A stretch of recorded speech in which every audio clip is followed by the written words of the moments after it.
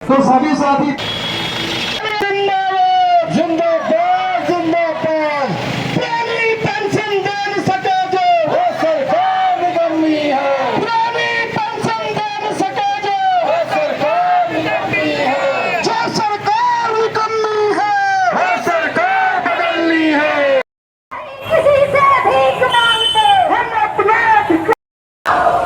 अभी कभी अंग्रेजी उसी के अकॉर्डिंग हमारा ये आंदोलन का आज ये 20वें चरण के आंदोलन है और हम इस प्रदेश के मुखिया से यह अपील करना चाहेंगे कि इस प्रदेश में यूनिफाइड पेंशन स्कीम की जगह पुरानी पेंशन स्कीम लाई जाए। धन्यवाद। पेंशन भत्ता दे न सके जो अगर तुम इतनी जोर आवाज लगा लाती हो ये इतना बड़े कलेक्टर तक न जाना देहरादून तक तो बहुत मुश्किल है बात। पेंशन भत्ता दे न सके जो सरकार निकम्मी है पुरस्कार धामी हास में मुख्यमंत्री हास में तुमको आना होगा। शिक्षक कर्मचारी एकता जिंदाबाद। ज्यादा लंबी ना होनी चाहिए और तुम लोगों को नींद लेना होनी चाहिए। जब जब ये बात हो रही पुरानी पेंशन की सब लोगों को बढ़ चढ़ मेरे भाग लेने पड़ लो। अभी तली अंगड़ाई है अर्जुन की टक्कर में सरकार निकम्मी है। रोजी रोटी दे न सके जो सरकार निकम्मी है। शिक्षक संघ ने 2005 में एनपीएस के विरोध में बोलना शुरू कर दिया था मित्रों। इसी प्रकार ये जो अब दूसरा जो हमको झुंझुना सरकार ने थमाया है केंद्र की भाजपा सरकार ने वह थमाया है यूपीएस रूपी झुंझुना। अभी इसमें भी कहीं एक छोटा सा घटक संगठन इसमें भी था ना ओपीएस के दूसरे एक इसी के संदर्भ में लड़ाई होता है ओपीएस के लिए तो नोप्रोट नाम से तो वो लोग खुश थे लेकिन जैसे ही थोड़ी थोड़ी चीजें फीडबैक बाहर आने लगी चर्चा पर चर्चा होने लगी तो उनने भी पाया कि नहीं ये चीज फिट नहीं है वो पुनः वो भी ओपीएस की लड़ाई में आ गए। तो मित्रों मैं ये कहना चाहूंगा कि ये यूपीएस भी झुंझुना है और एनपीएस भी झंझना था अगर ओपीएस ही अच्छा है। अपने वेतन भत्तों को बढ़ा रहे हैं उस वक्त पेपर में छोटी सी कटिंग दे रहे हैं कि विधायक गणों का जो सैलरी स्ट्रक्चर था 2,72,000 से 4 लाख पहुंचा गया 1,30,000 की बढ़ोतरी होती है। और दूसरी ओर बार बार हम इस बात को कह रहे हैं हमारा 3% डीए अगर बढ़ता है तो पेपर में बड़ी कटिंग में आ जाता है कि 3% डीए बढ़ने से राज्य सरकार पर इतना बड़ा बोझ बढ़ेगा। क्या जितनी आप लोग पेंशन ले रहे हैं क्या वो देश के आम नागरिकों पर बोझ नहीं है? अगर वो बोझ नहीं है तो हमारा 3% का डीए या हमारा पेंशन किस प्रकार से बोझ हो सकता है? आप किस देश में रहने की बात कर रहे हैं? तो इस गवर्नमेंट को हम फिर कहते हैं आप सावधान हो जाइए। एक देश एक कानून और समान नागरिक संहिता सब पर लागू होनी चाहिए। हमारे लिए वही अधिकार दीजिए जो आप खुद के लिए अधिकार मांग रहे हैं। एक प्रकार है उसे हासिल करके रहेंगे। तू रख हौसला वो बंजर भी आएगा। तू रख हौसला वो बंजर भी आएगा। प्यासे के पास चलकर समंदर भी आएगा। प्यासे के पास चलकर समंदर भी आएगा। थक हार के न रुकना है मंजिल के मुसाफिर। थक हार के न रुकना है मंजिल के मुसाफिर। मंजिल भी मिलेगी और मिलने का मजा भी आएगा। देखिए ये लड़ाई न केवल किसी एक की है हम सब की है और एकता में संग है सबकी। जब हम सब मिलकर इस कार्य को करेंगे वो दिन दूर नहीं होगा जब हम अपने लक्ष्य को हासिल करेंगे। बिना काम के मुकाम कैसा, बिना काम के मुकाम कैसा, बिना मेहनत के दाम कैसा, बिना मेहनत के दाम कैसा। जब तक न हासिल हो मंजिल, जब तक हासिल न हो मंजिल तो रहा न आराम कैसा। आरंभ प्रचंड बोल मस्तकों के झुंड आज जंग की घड़ी की तुम गुहार दो। आन बान शान या की जान का है दान आज एक धनुष के बाण से उतार दो। आरंभ है प्रचंड गोल मस्तकों के झुंड आज जंग की घड़ी की तुम गुहार दो। आन बान शान या की जान का है दान आज एक धनुष के बाण से उतार दो। किशोर का चुनाव या कि हार का वो घाव, तुम ये सोच लो। नमस्कार, मैं चंद्रशेखर जोशी देवभूमि टुडे में आपका रोडवेज के बस स्टेशन में जो तो बसें होनी चाहिए थी और यात्री होने चाहिए, लेकिन मानसूनी आफत ने 12 सितंबर से बस स्टेशन को सन्नाटे में डाल दिया। लेकिन आज 26 सितंबर को ये सन्नाटा भी टूटा है और ये सन्नाटा सड़क खुलने की वजह से नहीं टूटा है, बल्कि कर्मचारियों शिक्षकों के आक्रोश की वजह से टूटा है। आज चंपावत जिले के कर्मचारी देश भर के तमाम जिला मुख्यालयों में जो विरोध प्रदर्शन स्कीम को लेकर है उसके पक्ष में, यानी कि ओपीएस के पक्ष में अपनी आवाज़ को बुलंद कर रहे हैं और यह आवाज़ देश के मुख्यमंत्री और देश के प्रधानमंत्री तक पहुंचाने के लिए सभी जगह पूरे देश में, देश के सभी जिले 700 से अधिक जिलों में एक साथ ये कार्यक्रम हो रहा है।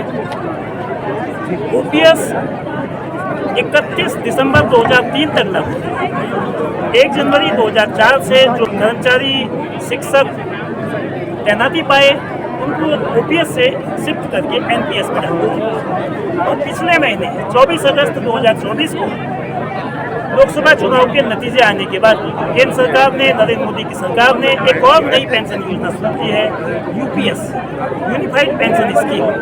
एक मतलब कर्मचारियों का ये साफ कहना है कि यूपीएस को लागू करने का मतलब है कि एनपीएस में कुछ न कुछ गड़बड़ियों का होना, कुछ न कुछ कर्मचारियों के हितों की अनदेखी। लेकिन कर्मचारियों को दोनों विकल्प एनपीएस से और यूपीएस से राजी नहीं है। अंततः वो चाहते हैं कि 3 विकल्प हो जिसमें ओपीएस भी हो। ओपीएस में कर्मचारियों के क्या हित हैं, एनपीएस क्यों कर्मचारियों के लिए अनुकूल नहीं थी और यूपीएस में क्या कमियां हैं, इनको बताने के लिए जो national movement for old pension scheme जो ऑर्गेनाइजेशन है उसकी तमाम पदाधिकारी, तमाम सदस्य लोग प्राथमिक शिक्षक संघ के प्रदेश अध्यक्ष गोविंद जी से आखिर शिक्षकों का, कर्मचारियों का एतराज क्या है, क्यों एनपीएस का वो विरोध कर रहे हैं, क्यों यूपीएस को स्वीकार नहीं कर रहे हैं। सिर्फ देखिए, सरकार से हम बार बार निवेदन कर रहे हैं कि आप हमें पुरानी पेंशन योजना का लाभ दें। बार बार अब इसमें सरकार कभी एनपीएस लाती है, कभी यूपीएस लाती है, आगे को कुछ और लाएगी। अगर उनका कहना है कि हम यूपीएस जो लाए हैं बहुत अच्छा लाए हैं, भाई बहुत अच्छा लाए हैं तो आप इसको विधायक सांसदों के लिए लागू कर दें। हमारा कहना है कि हमको ओपीएस चाहिए। अगर ओपीएस में सरकार के ऊपर यूपीएस से ज़्यादा लोड नहीं पड़ रहा है तो उसको ओपीएस देने में क्या दिक्कत हो रही है। तो हम जब तक ओपीएस लागू नहीं होती है तब तक समस्त कर्मचारी शिक्षक संगठन पूरे देश में, आज हमारे पूरे देश में लगभग 700 से अधिक जिलों में यह कार्यक्रम चला रहा है। कल के दिन और बड़ा मूवमेंट होगा। तो हम इस मंच के माध्यम से सरकार को निवेदन करना चाह रहे हैं कि हमें जो है पुरानी पेंशन योजना के अलावा कोई दूसरा विकल्प नहीं चाहिए, नहीं चाहिए, नहीं चाहिए। जो आज कार्यक्रम हुआ है इसके बाद आगे क्या रणनीति होगी, क्या जो आज का केंद्रीय संगठन है जिसके विजय कुमार दत्ता अध्यक्ष है, कोई गाइडलाइन आई है या आज के कार्यक्रम के बाद आगे की रणनीति तय? आज के कार्यक्रम के बाद सर, आज के कार्यक्रम के बाद दिल्ली में एक बैठक होनी है जिसके बाद सरकार के साथ और पार के संघर्ष की रणनीति बनाई जानी है। सरकार ने जो यूपीएस की स्कीम की गई, थोपी गई है, इसका यह है कि एक तो हमारा जो 10% कटौती की गई है उसके रिफंड की कोई गारंटी नहीं दी गई है, और दूसरा इसमें यह है कि हमारा कर्मचारी 42 साल में जो नियुक्त होता है वह 18 साल मात्र सेवा कर पाता है। यहाँ पूरी पेंशन के लिए जो गणना की गई है 25 साल में पूरी पेंशन की बात करते हैं, जबकि आज के बेरोजगारी के दौर में कोई भी कर्मचारी 25 साल की सेवा नहीं करेगा। अगर पुरानी पेंशन की तरह इसमें भी 20 साल में पूरी पेंशन देने की व्यवस्था की जाए और हमारे कर्मचारियों का जो 10% कटौती की गई है उस 10% कटौती को जीपीएफ खाते में डाल करके मैं ब्याज सहित कर्मचारी को भुगतान करने की अगर कोई नीति सरकार बनाती है तो उसका हम स्वागत करेंगे।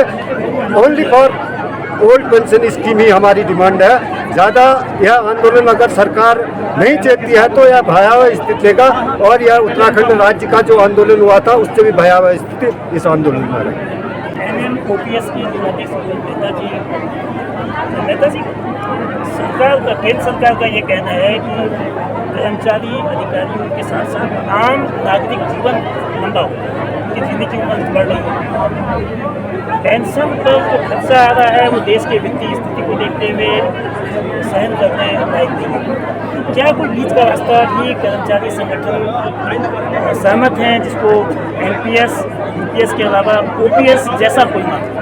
एक तरफ तो सरकार कर्मचारियों का जब भी डीए बढ़ाती है या पेंशन को अपने ऊपर बोझ मानती है, दूसरी तरफ सरकार जो है तो विधायकों का अपनी कार्यपालिका के जिनको वो लोक सेवक कहते हैं उनका वेतन एक साथ जो है तो 200 गुना 250 गुना कर दे रही है। उससे तो सरकार पर बोझ नहीं पड़ रहा है, लेकिन एक कर्मचारी जो 60 साल तक नौकरी करता है उसके मात्र उसके बाद उसकी एवरेज आय हमारे देश में जो है तो 72 वर्ष है और सरकार उसमें भी कह रही है कि हम अपना अंशदान बढ़ा रहे हैं। सरकार जो ये अंशदान बढ़ा रही है पहले 14 किया 2019 के चुनाव के परिणाम के बाद, और अब जो है तो सरकार ने पिछले साल 2024 के चुनाव के बाद जो है तो ये 18.5 ला रही है। बल्कि अगर सरकार 18.5% जो है तो किसी भी कर्मचारी की अगर एवरेज हम सर्विस देखें अगर 30 साल ही मानते हैं तो 18.5 के हिसाब से तो ये 55.5% हो जाता है।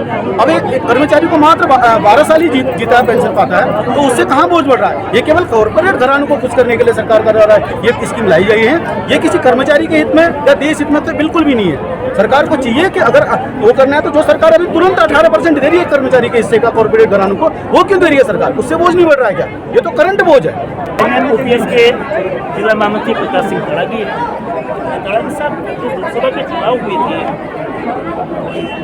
अप्रैल से जून तक, उसमें भी कर्मचारियों की ओर से पूरे देश में ओल्ड पेंशन स्कीम की मुद्दा बनाया था, लेकिन उसके बावजूद एनडीए की सरकार बहुमत में आ गई। तो सरकार को ऐसा लगता है कि कर्मचारी जो मांग रख रहे हैं शायद पब्लिक की ओर से उसका समर्थन नहीं है, तो क्या लोगों को भी कन्विंस करने की आप लोग कोशिश करेंगे?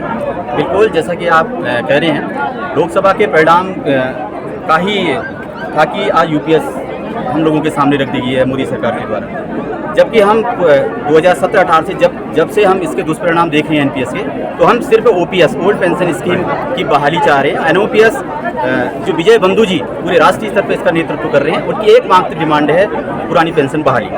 जैसा कि आपने बताया कि लोकसभा चुनाव में ये प्रमुख मुद्दा बना और ये वास्तविकता भी है, और इसी का परिणाम भी था कि मोदी सरकार जो 400 की पार बोल रही थी वो 200-250 के आसपास पे अटक गई है। अगर सरकार अभी भी नहीं चेतेगी तो विभिन्न राज्यों में अभी विधानसभा चुनाव हैं, आप उसके नतीजे देख लेंगे। और क्योंकि हमारी एकमात्र मांग है ओपीएस, अगर ओपीएस बहाल नहीं करेगी तो आने वाले समय में उत्तराखंड में भी वोट फॉर ओपीएस के लिए हम आंदोलन करेंगे और घर घर जाकर, और आने वाले समय में हमारे आंदोलन की दूसरी रूपरेखा ये भी है कि हम परिवार सहित भी इसका विरोध करने का हम प्रोग्राम बनाएंगे आने वाले समय में, और हमारा पूर्ण विरोध रहेगा जब तक ओपीएस बहाल नहीं होगा। Only for OPS. नया 9 दिन पुराना 100 दिन कहते हैं कि ओल्ड इज गोल्ड, और कर्मचारी शिक्षक भी ओल्ड पेंशन स्कीम को ही अपने हित में सर्वथा उपयुक्त मानते हैं। उनका साफ कहना है कि एनपीएस उनके लिए उनके सेवानिवृत्ति के बाद किसी काम की नहीं है। यूपीएस में वो प्रोविजंस नहीं है जो कर्मचारियों को एतबार दिला सके कि उनकी आर्थिक सुरक्षा बुढ़ापे में काम आएगी। सिर्फ और सिर्फ ओपीएस ही उनका एकमात्र समाधान है। जो लोकसभा के चुनाव हुए थे उसमें नरेंद्र मोदी की सरकार जो 303 सीटों में 2019 में थी, संभवतः पेंशन योजना जो ओपीएस की डिमांड थी उसकी वजह से वो 240 सीटों पर रही। और अभी कई प्रदेशों में चुनाव है, हरियाणा का चुनाव बहुत निकट है, उसके चुनाव के नतीजे और उसके बाद महाराष्ट्र के नतीजे ये बताएंगे कि क्या सरकार को ये चुनाव नतीजे कर्मचारियों के जोरदार प्रदर्शन के बाद इस बात को मजबूत करते हैं कि ओल्ड पेंशन स्कीम पर वापस